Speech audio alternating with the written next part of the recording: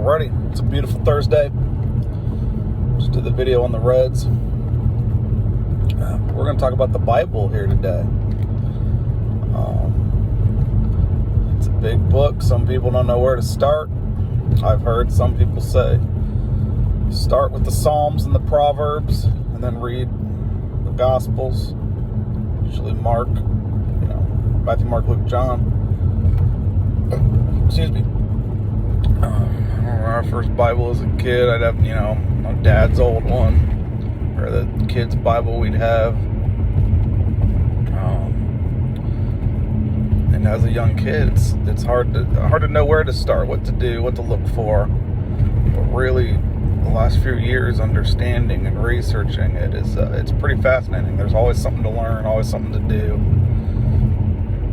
And so there's so many videos out there on YouTube about it, endless knowledge.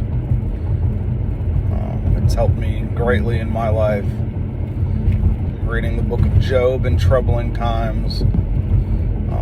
Job was a man who had everything, and then all of a sudden, he lost everything, had tough turmoil in his life, and he still believed in God, got through that struggle. It's very relatable for many of us. So that was a peaceful moment for me reading that stuff not too long ago.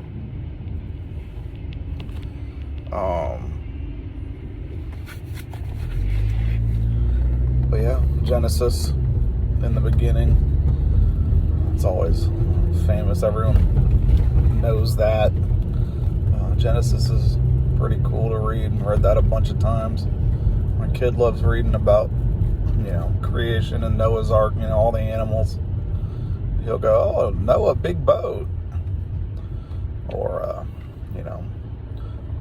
I know we're jumping around, but later in the Gospels, when Jesus is walking on water and Peter falls, he reaches out his hand and he goes, oh no, Peter, fall, help. So he kind of understands, yeah, we need to ask Jesus for help. You're 2 years old, but you kind of, you can make it teachable for all kinds of ages and education, and even the illiterate. The picture Bibles, that's why stained glasses in churches back in the day to explain the Gospels and stories, because a lot of people could not read.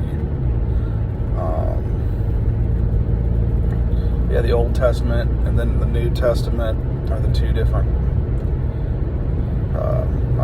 split in half. The Old Testament, before Jesus' time, you can look up Jeremiah and Isaiah. Reading Jeremiah and Isaiah, especially Isaiah, about the prophecies that Jesus would later fulfill, it's fascinating. When Isaiah's by his stripes, we are redeemed. It's scourging at the pillar from Jesus getting whipped.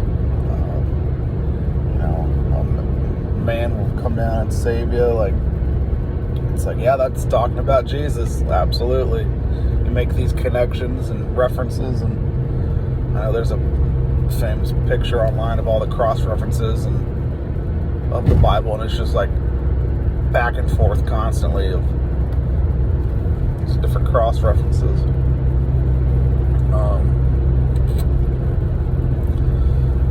We got Moses, in the Old Testament, Leviticus, because there's different types of books. Leviticus is more of a legal book. There's allegory, there's poems, there's songs, there's historical fact, there's parables, different types of storytelling in the different books. It's a collection of books. It's not just one. It is one book, obviously, but each book it's different. You got to read it all in context. And a lot of things is languages. Catholics, we have the 72 books, including Maccabees and the Apocrypha. Still before Jesus' time. Martin Luther, with translations, he didn't want the Greek, so he took out the 6 books. A lot of it was theological, with Maccabees and Purgatory and all that. So Protestants have the 66 books. King James Protestant king of England, the most famous, the King James Version. Well, that actually came from the Douay-Rheims, which was an English Catholic Bible produced years and years before that.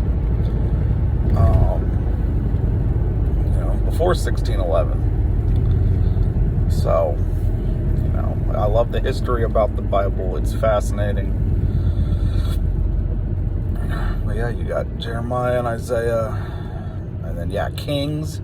1 and 2 Kings it's just lineage. They had a kid, and then he ruled. They had a kid, he ruled. Pretty dry reading, but it's important. It all makes sense. And Psalm is so exciting, you can't put it down. Like, I read about Judith the other day. Her and the Jewish people, the Israelis, were struggling, and they tried to defeat the king, and then she defeated the king herself somehow, by God's hand, and saved her people. It's like, what a strong person. It's so cool reading about these things. I've been reading some of the Acts of the Apostles lately, and how they go out 2 by 2 and go preach the word, after Jesus is ascended back into heaven, and they go to the synagogues and correct, the zealots and the Pharisees and the old Jewish leaders, and they're imprisoned, and they baptize people, and it's still, they still get the word out. Fascinating. And then we got the New Testament. It was all compiled around 300 or so, because it was all oral tradition before. And then they would write some down, pass it down, mainly the Old Testament, and then, the Gospels, Matthew, Mark, and Luke, are the synoptic Gospels. So they're all similar, the same, kind of like their own versions of it. And then John, I believe, is the only one that's a little different than those three. So those are the main Gospels, and they have to are followed by the Acts of the Apostles, and then St. Paul. That's when he comes in. We read about his road to Damascus moment, his conversion moment. He used to persecute the Christians, and I believe Stephen, the first martyr, too. So Paul comes to our side, and he writes a lot of letters to the Thessalonians, the Romans, to the Jews, Colossians, Ephesians, all that. That's a lot of the New Testament there, and then it ends with Revelation. John has this vision in the end, and he's an old man, the only apostle who was not murdered. So that's a neat fact. But yeah, and it's all, every book, everything, it's all connected to Jesus. The Psalms are written by King David and his struggles, his successes, and we still sing the Psalms every week. Thousands of years old. How about that? But yeah, my favorite verse is John 3:17, where Jesus didn't come to the world to condemn it, but to save it. That's my favorite one. The other popular ones are Philippians 4:13, I can do all things through Christ who gives me strength. Obviously, John 3:16, for God so loved the world. And then, it's just so cool. It's so great. I know I'd read the Gospels when I was at Adoration, my Fridays at midnight to 1 years ago. It's scriptural. It's great. The Rosary is scriptural. The Catechism, the references from that to Scripture. There's just so much there. It's great. It's all connected. And here's 9.5 minutes. We could make another couple videos on this. But read a little bit every day. It's pretty great.